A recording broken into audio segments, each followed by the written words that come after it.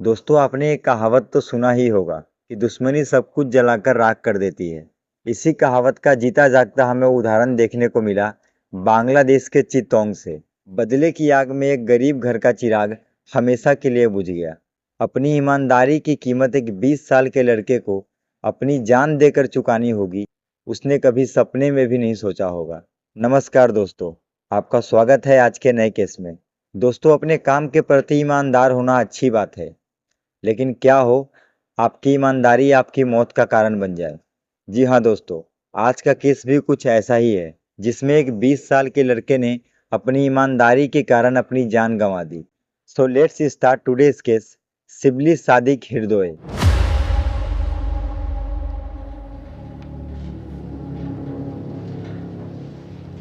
ये कहानी है बांग्लादेश के चित्तौंग में रहने वाले शिबली सादिक हृदय की, जो एक बहुत गरीब परिवार से बिलोंग करता था। शिबली के पिता एक ड्राइवर थे और माँ हाउस वाइफ थी।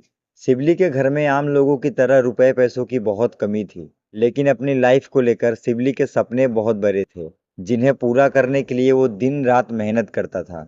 इसीलिए अपनी पढ़ाई के साथ साथ शिबली एक पोल्ट्री फार्म में भी काम करता था, ताकि घर वालों को रुपए पैसों में मदद करके हाथ बटा सके। शिवली काफ़ी सेंसिटिव लड़का था। वो अपने काम के प्रति काफ़ी ज़्यादा ईमानदार था, और एक दिन ईमानदारी ही उसकी मौत की वजह बन गई। जिस पोल्ट्री फार्म में शिवली बतौर मैनेजर काम करता था, वहाँ उसके साथ 6 और लोग काम करते थे, जो काम में काफ़ी ज़्यादा लापरवाह थे। शिवली उस टाइम मात्र 20 साल का था, और बाकी लोग 24 साल से 25 साल के बीच के थे। इसीलिए उन बाकी 6 लोगों को ये बात बुरी लगती थी कि शिवली उम्र में काफ़ी छोटा है, इसके बावजूद भी उनका मैनेजर है, और उम्र में उनसे छोटा होने के बावजूद भी उन पर हुक्म चलाता है, उनसे काम करवाता है, और गलती होने पर उन्हें डांटता भी है। 28 अगस्त 2023 की शाम को शिवली ने अपनी मां नाहिद को फ़ोन किया। शिवली काफ़ी घबराया हुआ था। उसने अपनी मां से कहा कि मुझे किसी ने किडनैप कर लिया है। शिवली की मां जब तक कुछ और पूछ पाती, तब तक फोन कट गया, और दूसरे ही पल शिवली का फोन स्विच ऑफ हो गया। शिवली के घर वाले और आसपास के सभी लोगों ने शिवली को पूरी रात हर जगह पे तलाश किया, लेकिन शिवली का कहीं कुछ पता नहीं चला। अगले दिन शिवली के फोन से उसकी मां नाहिद को दोबारा फोन आया। इस बार कॉल शिवली ने नहीं बल्कि किडनैपर्स ने किया था।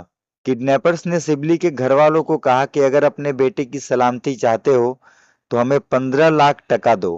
किडनैपर्स की इस डिमांड के बाद शिवली के घर वालों पे आफत सी आ गई। जैसा कि मैंने पहले बताया कि शिवली के पापा एक ट्रक ड्राइवर थे, तो उनके लिए 15 लाख टका जमा करना नामुमकिन था। करीब 2 दिन तक जैसे तैसे करके शिवली के घर वालों ने 1 लाख टका का इंतजाम किया। किडनैपर्स ने जब दोबारा फोन किया तो शिवली के पिता ने उनसे कहा कि 15 लाख की फिरौती देना हमारे लिए नामुमकिन है। अब तक शिवली को गायब हुए 3 दिन हो चुके थे। शिवली के पापा ने किडनैपर्स को अपनी फैमिली की कंडीशन के बारे में बताया, और काफी मकसद करने के बाद किडनैपर्स ने फिरौती की डिमांड 15 लाख टका से 2 लाख टका पे आ गए। किडनैपर्स ने कहा कि 15 लाख की जगह पे 2 लाख टका हमें दे दो और अपने बेटे को ले जाओ। लेकिन शिवली के फैमिली के लिए 2 लाख टका भी बहुत बड़ी रकम थी। पर शिवली के घर वालों ने हार नहीं माना। जैसे तैसे करके उन लोगों ने 2 लाख टका का इंतजाम किया। 4 सितंबर 2023 को किडनैपर्स ने शिवली के पापा को फिरौती लेकर बंदरबान जिला हेडक्वार्टर्स के पास बुलाया। शिवली के पापा वहां गए, किडनैपर्स को पैसे दिए, और जब अपने बेटे के बारे में पूछा तो किडनैपर्स ने कहा कि आप अपने घर जाओ, शिवली शाम तक घर पहुंच जाएगा। शिवली के पापा को ये बात बहुत अजीब लगा, लेकिन उनका बेटा गायब था। इसीलिए किडनैपर्स की बात मानने के अलावा उनके पास दूसरा कोई रास्ता नहीं था। शिवली के पापा अपने घर आ गए और अपने बेटे का इंतजार करने लगे। धीरे धीरे शाम हो गई, शाम से रात हो गई, और रात से अगली सुबह आ गई, लेकिन शिवली घर नहीं आया।